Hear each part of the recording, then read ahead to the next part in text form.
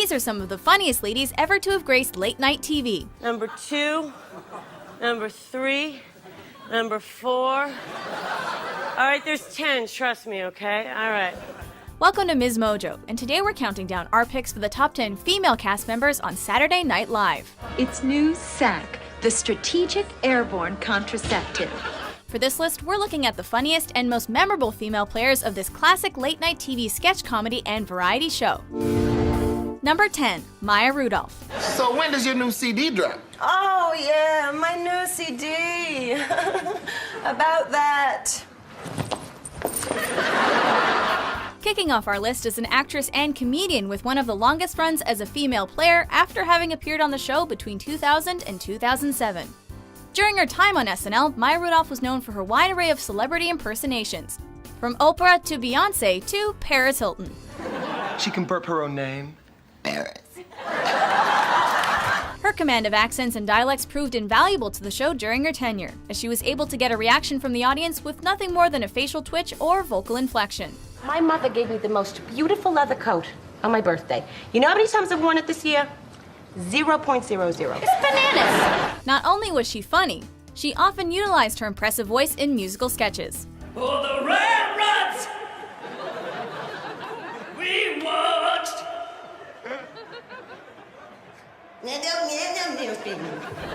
Even after leaving the show, she's returned every now and then to share her comic genius with the new generation of players. Mama needs Monet. And for that, you can blame Bobby B. Number 9, Jan Hooks. This is my California look, like for sure, you know, like gag me with a spoon. There she goes! The late Jan Hooks was one of the new players hired for the 12th season after the show was nearly canceled, and was integral to SNL's comeback. She had the rare skill of being able to make impersonations both ridiculous and realistic at the same time, most notably Kathy Lee Gifford and Nancy Reagan. Okay. Perfectly fine my way out. I mean, this was my home for so long. You're going to miss your appointment, Barbara. Well, Additionally, she was the first of several players to impersonate Hillary Clinton. I happen to be the co-president of the United States. And of course, she brought to life one of SNL's most beloved recurring characters, Candy Sweeney. Well, I'll tell you one gift she's not getting for Christmas, the gift of gab. You've got that already. Guilty. While she's not one of the most remembered cast members, Tina Fey noted the lack of attention in 2014, claiming that she, quote, should have had a bigger career. Hook's time on the show more than proved this. Tammy, we have a bit of goop on our face. Oh, I'm sorry. Number 8, Rachel Dratch. It's one thing to get the audience laughing, but Rachel Dratch was able to make practically the entire cast lose it during Debbie Downer's now famous introductory sketch. With that costume on, he's probably in the early stages of heat stroke. Her quirky and unique comedic style allowed her to play characters that range from grandiose to deadpan, with no weak spot in the bunch. Among her other characters were a pubescent Harry Potter, a thickly accented Boston teen named Denise, We were both fully clothed, he did not touch Tat, and I did not see Hog. and Virginia, one half of an overly friendly couple. At this point during the soak, my lover and I usually crave spiced meats. Her time on the show from 1999 to 2006 provided it with a particular brand of humor that few, if any, cast members have been able to recapture. I myself never much cared for Colonel Angus. He rubs me the wrong way. Number 7, Anna Gasteyer. Is it me? Am I doing something wrong? Pull yourself together. Able to go from deadpan to manic in a second, this player was a staple of the series in the late 90s and early 2000s. She's mostly remembered for her impersonation of Martha Stewart, where she would usually carry an entire sketch on her own. I'll show you how to build rafts that are functional, visually pleasing, and able to withstand shark attack. Anna Gasteyer was also one of the women who made a great Hillary Clinton. Hello, America. Other characters included the depressed host of Pretty Living and a spot-on Joan Rivers. The gown, horrible. The jewelry, whorish. Her hair looked like two cats had a fight in it. She's a hideous slut. Over to you, Melissa. Often paired with Will Ferrell, Gasteyer could effortlessly hold her own against the legendary funny man. You know, sometimes you can be addicted to something that's not a drug. I like big butts and I cannot lie. You other fellas can't deny. But when a girl walks in with an itty bitty waist and a round thing in your face, you get sprung. I see you, baby. And in one of SNL's strongest casts, she managed to be a standout. Okay, these are my dark chocolate mud bars, okay? And these won me the Duncan Hines Bake Off. They won me this trophy and $4,000. Number 6, Kristen Wiig. I love surprises. God, I love being involved. God, I'm so freaking excited. It didn't take long for this kooky comedian to leave her mark on the show. I'm Brad, the male gardener. The landscape company sent me back to trim back a rosemary topiaries. She created too many memorable characters to list them all, but the highlights include the troublesome Gilly, the overzealous Target lady, and of course, Dunice. I like waterfalls. I like butterflies. I like breaking bows. I like chasing cars. It was always clear that she was up for any challenge the writers would throw at her, as she committed earnestly to every role, often brilliantly utilizing physical humor to up the ante. You should see me get dressed at night, huh? You should see me get undressed at night. It's like opening a tube of poppin' fresh dough. Oh, gross. She's also received 7 Emmy nominations in a row for her work on the show. I am busier than the map of the world fabric that lines my favorite safari vest that I got in a gift bag 2 years ago when I attended the release party of the new Snapple flavor, African Berry Blossom Tea Berry Lemonade. Number 5, Jane Curtin. In a shattering landmark ruling, the Swedish government has released this statement. Hey, dingali-ditan, fem fingerna på fitan. This original cast member made a name for herself as the Queen of Deadpan for her talent in playing straight women in sketches. How did Mr. Lubner pass away?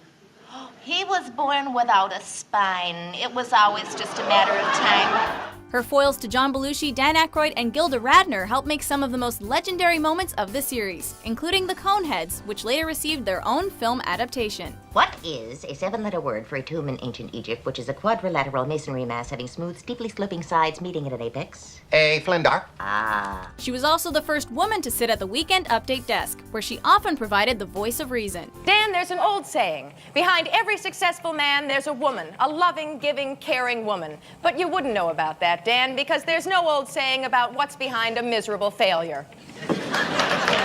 It's been said that her role on SNL mirrors her role behind the scenes, as she always strived to be professional and prepared.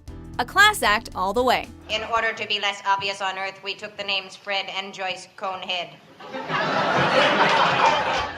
Number 4, Molly Shannon. I'm not used to this live television.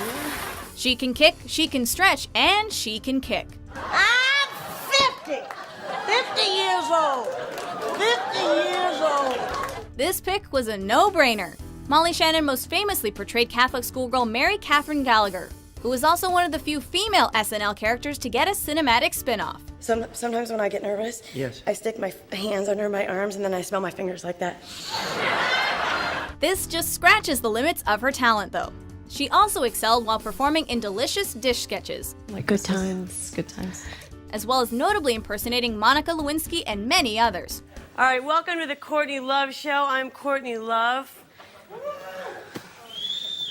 I need a cigarette. Give me a cigarette! Shannon was able to bring sincerity to a vast array of characters, bringing life and energy to every sketch she appeared in.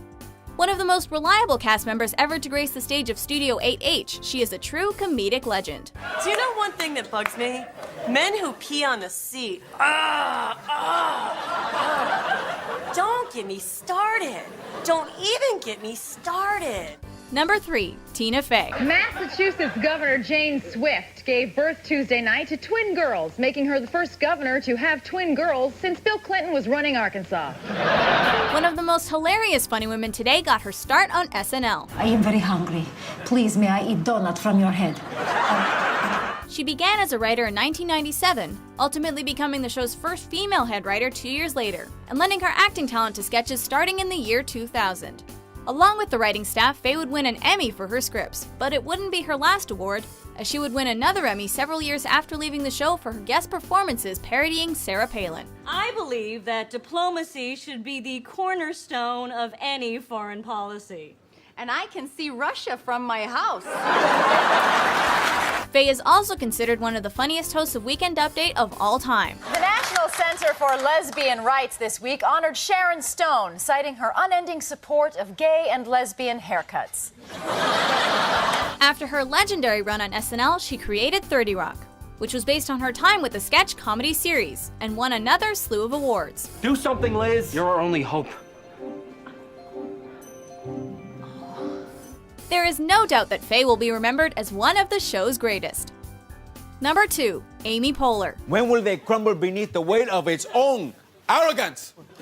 Kim Jong-il. Not to give too much away, but I say Monday! It's only natural that Amy Poehler and Tina Fey are next to each other on this list, as they form the first female duo to host Weekend Update. On Wednesday, the 73rd annual Rockefeller Christmas tree was lit.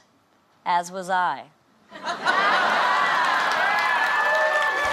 While their chemistry was a winning combination, Amy Poehler also showed she could easily stand on her own. Take it easy and do it easier, like Donna M. Left, right, left, right. Her expressive face gave her the ability to easily play a wide variety of off-the-wall characters, from straight women to eccentric gals. Hello, Ozzy! I miss you, Doddy! Minnie, say hello to Alex! Alex! Most famously, she was a brilliant Hillary Clinton and originated the character Caitlyn. Rick, I want to get my ears pierced because I want to look glamorous! When she became pregnant, she continued to work until literally going into labor hours before the show was set to film. I'm Seth Meyers. Amy Poehler is not here tonight because she is having a baby. It was just destiny that her son was born on a Saturday night. Before we unveil our top pick, here are a few honorable mentions. What is that new phrase everyone in New York is saying? What is it? It's like, oh my God, you haven't seen Hamilton? You have to see Hamilton. Seriously, go see Hamilton. Where am I again? Stop! There is danger. I sense evil spirits. I must drive them away with the dance of my ancestors. What, Alexis? What? Where were you? Well, I only had to watch Friends alone. Now I know who my friends are. What? No? Really? Okay, me too. All right, call later. Your share of the rent would be $250 a month. So what do you think? Why don't you both come over tonight? Phoebes is gonna bring her new boyfriend, and he's not gonna fit in. I'll see you there. It's all right, Connie. Something that people like to bite. The big one. Number 1, Gilda Radner. There's this girl that this guy jumped out of the bushes and forced her to have a baby. How? I don't know, he just said, have a baby right now. This influential cast member was the first person to ever be cast in SNL, which is appropriate since no other could likely ever match her stage presence. You don't see many of these babes anymore. No, that's too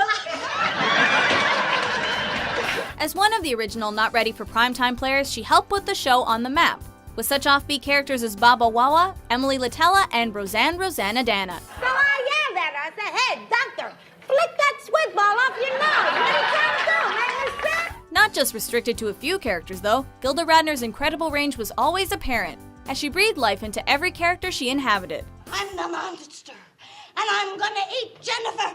Up, watch out, I'm gonna get her. She's considered a pioneer for women in sketch comedy. And though she sadly passed in 1989 from ovarian cancer, Radner's impact is still felt today. Mr. Fader, you sound like a real attractive guy.